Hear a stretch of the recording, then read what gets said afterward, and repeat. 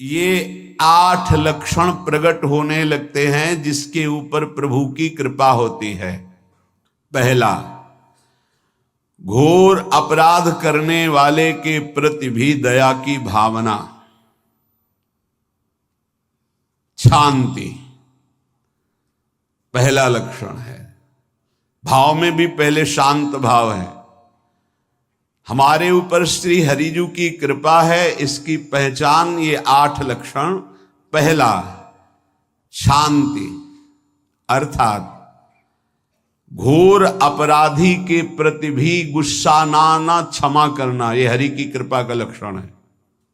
देख लो भाई, घोर अपराधी शब्द तो जाने दो, जरा सा प्रतिकूल हो जाए तो लाख समझाओ पर भ्रकुटी तनी रहती है। ईर्ष्या, द्वेष, मात्सर्य, द्रोह, ये उपासक के हृदय की विषय नहीं, ये तो गंदे विषयी पुरुषों के हृदय के लक्षण हैं। जहां ईर्ष्या है, मात्सर्य है, द्वेष है, द्रोह है, ये कुमति के लक्षण है, ये सुमति के लक्षण नहीं, ये हरि कृपा पात्र के लक्षण नहीं। आपसे जो अपराध कर रहा है, द्रोह कर रहा है, आपका क्षमा बल ये हरि प्रसाद से होता है। शांति, क्षमा बल, शांति, सह गया, क्या करूं, सहना ही पड़ेगा क्योंकि भगवत मार्ग में वो ऐसा नहीं होता। शांति, बुरा ही नहीं लगा, हरि कृपा पात्र को बुरा ही नहीं लगा। उमा संत के यही बड़ाई, मंद करत जो करे भलाई, ये सीधा शांति की व्याख्या है। अपने यहां मंगल गान में, करत जे अनुशहन निंदक तिनहु पे अनुग्रह कियो, यह है हरि कृपा, यह है आचार्य कृपा, गुरु कृपा।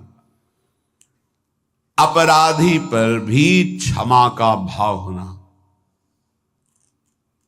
भला ऐसा है, अपराधी पर भी क्षमा का भाव होना, ये हरि कृपा पात्र में ही होगा, अन्य में नहीं। तो अगर अपने हृदय में ऐसा लगे कि ऐसा नहीं है तो हरिजू से प्रार्थना करनी चाहिए कि कृपा करो, मेरे में सामर्थ्य आवे। दूसरा, अनुसूया, वो किसी भी के प्रति कभी भी कोई दोष दर्शन ही नहीं करेगा। दोष कथन, दोष श्रवण की तो बात जाने दो। अनुसूया, दूसरों के गुणों में दोष ढूंढना, ये नहीं होता। हरि कृपा पात्र में ये नहीं होता। ये सब भजन के नाश करने वाले, जैसे पहला अपराधी पर क्रोध कर देना,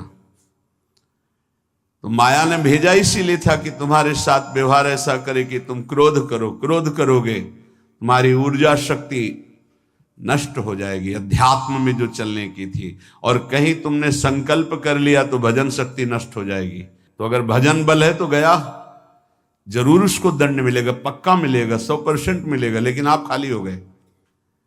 ना भजन करने की वृत्ति रहेगी और ना भजन रहेगा, दोनों बात। अनुसूया, किसी के सद्गुणों में दोष देखना, गुणों में दोष ढूंढना, ये हरि कृपा पात्र में नहीं होता। ये बहुत मंगलमयी बातें हैं जिससे हमारा भजन मार्ग पुष्ट होता है। तीसरा, वो बाहर से और भीतर से पवित्र रहता है, हरि कृपा पात्र। शौचाचार का ज्ञान होना चाहिए, वस्त्र आपके पवित्र होने चाहिए, ये बाहरी जल रज आदि के द्वारा बाहरी पवित्रता, और निष्कपटता, निश्चलता, सत्य भाव, ये अंदर की पवित्रता है। अगर कपट है, छल है, असत्य है तो हृदय मलिन रहता है। भीतर और बाहर से पवित्र रहना, इसमें खास बात क्या है भीतर और बाहर से पवित्र रहने में? भीतर और बाहर से सदैव पवित्र कौन रह सकता है? तो बोले जो पुंडरीकाक्ष भगवान श्री हरि का, प्रियाजू का स्मरण करता रहता है, वो शवायाभ्यंतर शुचि, वो बाह्य और अभ्यंतर दोनों से पावन रहता है। तीसरी जो कृपा का लक्षण है, अर्थात वो सदैव भगवत चिंतन परायण, शौचाचार का पालन करने वाला, बाहर और भीतर से हरि कृपा पात्र पवित्र रहता है। लघु शंका में जल पात्र में रखा जाता है, जनेंद्रिय को पवित्र किया जाता है, फिर हाथ रज से धो के, फिर कुल्ला करके, आचमन करके, पैर धोकर, ऐसे पवित्र आचरण, ऐसे पशुवत व्यवहार ठीक नहीं। कुछ लोग ऐसी गलती करते हैं कि जिसमें शौच हुआ जाता है उसी में बैठकर लघु शंका करते, तो सारे वस्त्र, पूरा शरीर अपवित्र हो गया आपका। अब तो अटैच बाथरूम की व्यवस्था माया ने कर दी है। हमें लगता है कि शौचालय अलग होना चाहिए और स्नान गृह अलग होना चाहिए, थोड़ा ही चाहे भेद हो, अंतराय होना चाहिए पवित्रता के लिए। अब ये शौचालय है, यही स्नान करना है, यही लघु शंका करनी है, तो पवित्रता का निर्वाह नहीं हो पाता। यदि जिस उस जगह आप शौच करते हैं, जो बैठकर उसी पे बैठ के लघु शंका करते हैं, तो आपको पूरा वस्त्र सहित स्नान करना चाहिए पवित्रता के, तभी बुद्धि भ्रष्ट हो जाती है। आपको मंत्र का निरंतर चलना ये कठिन पड़ जाएगा। पवित्रता का निर्वाह करो। देह राग मिटने के बाद एक स्थिति आती है, अवधूत स्थिति, उसमें फिर शरीर की पवित्रता का कोई संबंध नहीं रह जाता। पर अभी तो संबंध है ना देह भाव से, तो बहुत होश से लघु शंका ऐसे करें कि आपके पैरों में, वस्त्रों में छिट्टी ना पड़े, पवित्र रहें। हर समय हमें पवित्र मंत्र जपना है, नाम जपना है, श्री की सेवा में रहना है। बहुत जल्दीबाजी, खड़े खड़े लघु शंका की, छिट्टियां पड़ रही, बस ऐसे चल दिए, वो पशुवत आचरण भगवत मार्ग में नहीं चल पाओगे। वो अंदर तुम्हारे व्याकुलता पैदा करता रहेगा, भोगों की, संसार की। शौचाचार का बहुत बड़ा फल है, शरीर राग छूट जाएगा। ये बात समझ लो, शरीर राग छूट जाएगा। शरीर संबंधी पवित्रता शरीर राग छुड़ा देती है, आंतरिक रहस्य है ये। चौथा, ऐसे कार्यों का अनुष्ठान न करें जिनमें हमारा भजन छूटता है, जिनमें सत्य छूटता है, जिनमें भगवत भाव छूटता है। जैसे आपके ऊपर कृपा हुई, आप भगवत मार्ग में चल रहे हैं, अब आप ऐसे संसारिक कार्यों का अनुष्ठान कर रहे हैं जिनमें आपकी चित्तवृत्ति बिल्कुल भगवत विमुख हो रही, तो जीवन का लाभ क्या होगा? लाभ तो है भगवत स्मरण सहित। इसी की मानो टीका है, छठदम शील बिरत बहु कर्मा, निरत निरंतर सज्जन धर्मा। शीलवान और ऐसे कर्मों से विरत जिनसे भगवत विस्मरण होता है, जो सज्जन पुरुषों के द्वारा धर्मानुष्ठान होते हुए उन्हीं का अनुष्ठान, ऐसे कर्मों में ना जाए जिससे भगवत विस्मरण होता है। जैसे कल एक ने प्रश्न किया कि मैं खाता तो नहीं हूं, लेकिन मांस के दुकान में मांस बेचता हूं, होटल आदमी, क्या उचित है? ये उचित कैसे हो सकता है? तुम और भी तो व्यापार कर सकते हो। जरूरी है धर्म का पालन करने की इच्छा करते हो, धर्म आचरण करते हो, ऐसा नहीं। तो विरत बहु कर्मा, उन कर्मों से हमें विरत रहना है जो हमारे धर्म के विरुद्ध है, जो भजन के विरुद्ध है। हरि कृपा पात्र ऐसे कर्मों का अनुष्ठान कर ही नहीं सकता। और शारीरिक श्रम इतना जिससे हमारा भजन का तार ना टूटे। जब भजन का अभ्यास किया जाता है तो हर कार्य को सुचारू रूप से करते हुए एकाग्रता भजन में रखी जाती है। हम वो कार्य जल्दी से कर ही नहीं सकते जिसमें भजन छूट जाए और कार्य पूरा हो। नहीं, हम कार्य करेंगे, हमें छोड़ दीजिए, हम अपने चिंतन से युक्त होते ही बिल्कुल कार्य करेंगे। जैसे कई साधक हैं, उपासक हैं, बड़े अच्छे उपासक हैं, उनको आप कार्य दीजिए कि आप पानी गर्म कर दीजिए, पात्र बहुत सुंदर साफ होगा, पानी बहुत गर्म, लेकिन आप कह दीजिए कि 5 मिनट में गर्म करके ले, तो उनसे असंभव नहीं होगा, छोड़ दीजिए उनको। आप वो मतलब ऐसा कार्य करेंगे प्रशंसनीय, पर वो समय से, उनका एक सिद्धांत है, बहुत अच्छा लगता है। और अपने को पता है इससे जल्दीबाजी नहीं होनी। पात्र मार्जन करना है, छोड़ दीजिए, आप उसको टोकिएगा नहीं, आप जल्दी मांझ के, उससे नहीं होने वाला। वो तनिक भी दोष नहीं रहने देगा पात्रों में, पर समय दीजिए, आराम आराम शिव कर। हमें अच्छा लगता है, भगवत चिंतन परायण उपासक की यही वृत्ति होती है। पोछा लगाना है, बिल्कुल बढ़िया लगेगा, लेकिन आपको सर से घुमा दे वो ऐसा नहीं होगा। आप छोड़िए और जाइए, हटिए, और वो अपने ढंग से लगाएगा और एकदम क्लीन करके। यही उपासक का लक्षण होता है।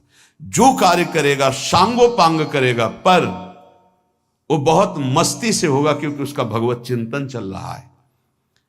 अधिक ऐसे जिससे हमारा चिंतन छूट जाए, थोड़ा संयम में आना चाहिए। ये भगवत कृपा पात्र का लक्षण है। अपने भजन का फल देखना, भगवत कृपा पात्र के सबको प्रदान कर देना। हिम्मत है, अपने भजन, इतनी मेहनत से किया हुआ भजन, भजन होने के बाद, हे प्रभु इस भजन का फल हो, सर्वे भवन्तु सुखिना सर्वे सन्तु निरामयः। यहां तो कहते महाराज, एक माला रोज आपके लिए करता हूं कि आपकी बीमारी ठीक रहे, तो शेष किसके लिए करते हो प्रभु? शेष क्या? अगर इष्ट और गुरु के लिए तुम्हारा है कि एक माला करते, तो फिर इतनी माला करते तो हमें क्या होगा? सब आपको दे देंगे तो हमें क्या होगा? तभी भजन का रहस्य नहीं जाना। सबके मंगल के लिए अपने भजन को समर्पित कर देना। देखो भाई भजनानंदी, भजन में अरुचि होने लगेगी? नहीं होने लगेगी।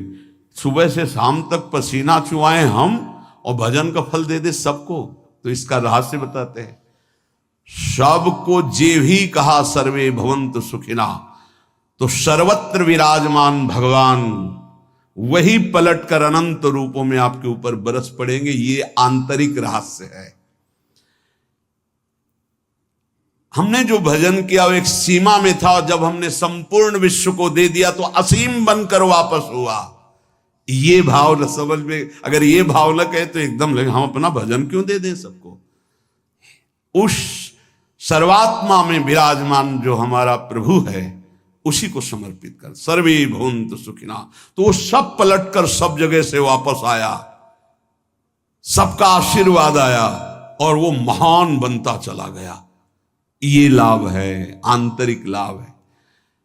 अगर तुम्हारा भाव ऐसा न बनता हो तो आप प्रभु को तो अर्पित करते ही है ना, तो वही प्रभु सब में विराजमान है। ऐसा भाव करके सर्वात्म स्वरूप भगवान को हमारा भजन समर्पित है। सब रूपों में प्रभु विराजमान है।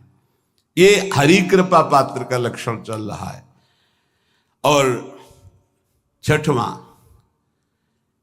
अपने भजन से अपने लिए कुछ भी ना चाहना, और दूसरों की तो बात जाने दो, दूसरों से कुछ ना चाहना ये तो ठीक है, अपने भजन से अपने लिए कुछ ना चाहना है हिम्मत। देखो ये हरि कृपा पात्र में हिम्मत होती है। अपना भजन अपने प्रयोग में ना लाना, इसका भी आंतरिक रहस्य है। अपने प्रयोग में आप शरीर को लेकर के बोलेंगे, अगर स्वरूप को लेकर तो प्रयोग की कोई वहां जरूरत ही नहीं। स्वरूप पूर्ण काम है, वहां कोई अभाव नहीं। जब आप कोई भाव अपने लिए करेंगे तो देह भाव होगा। देह भाव से किसी विषय की मांग होगी। विषय पूर्ति भजन का फल नहीं होता, भजन का फल होता विषय निवृत्ति। बहुत जोर की बात है, कैसे समझ में आए? अपने भजन का भी फल अपने लिए नहीं, दूसरों से कुछ चाह रखना तो बात ही जाने दो।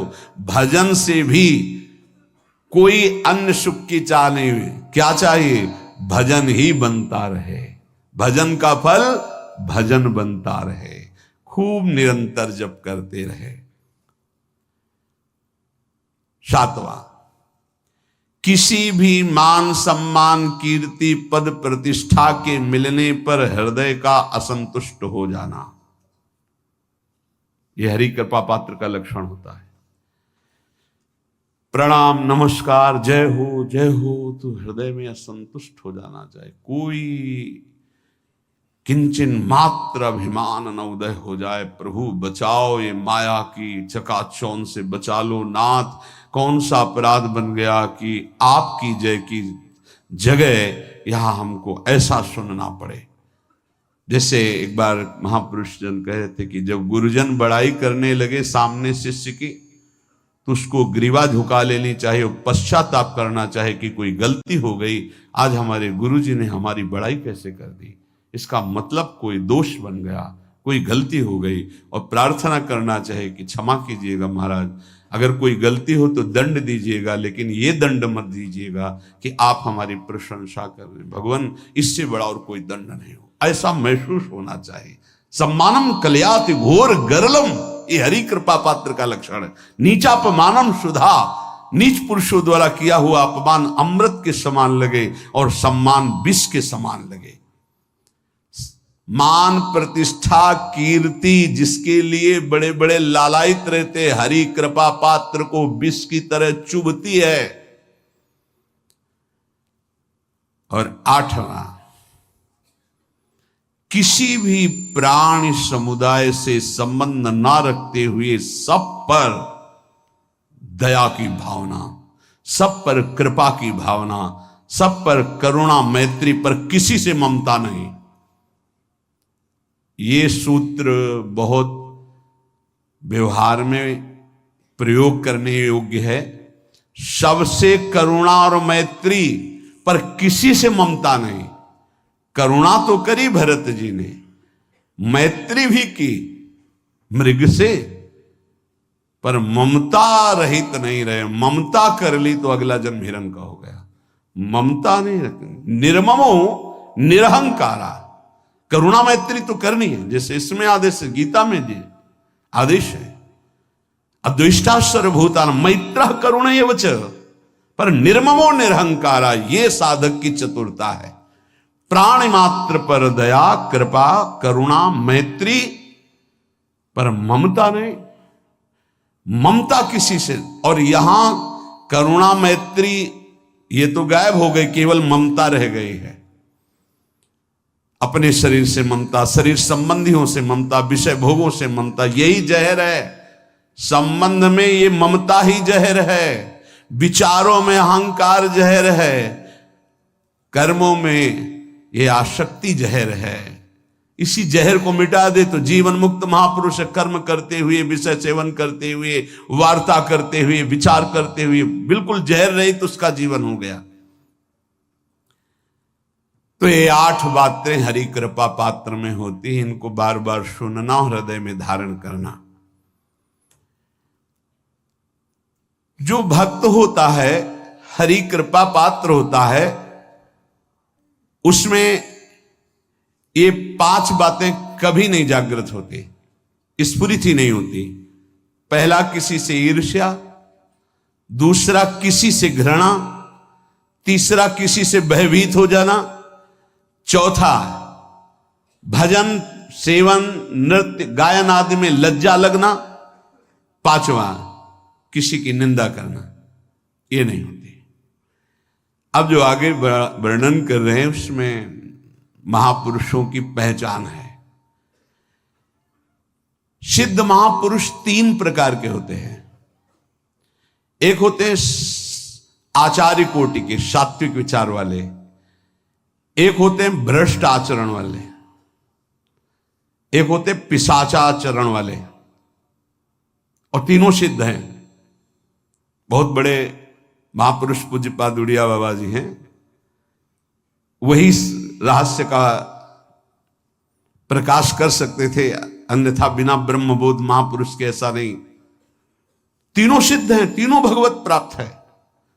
सात्विक आचार वाले, जो आचार्य कोटि के होते हैं, एक एक अक्षर शास्त्र मर्यादा के अनुसार चलने वाले, जैसा शास्त्र कहता वैसा उनके आचरण में दिखाई देगा, और वो उससे सिद्ध भगवत प्राप्त महापुरुष हैं, पर उनके आचरण तस्मात् शास्त्रम प्रमाणम थे। दूसरे भ्रष्टाचार, ऐसों को पहचान पाना बहुत कठिन होगा। भेष मलिन, आचरण मलिन, जैसे आप में कोई पुराना हो तो शायद जान पाएगा, भगवान दास नाम के एक संत इसी चौराहे पे रहते थे।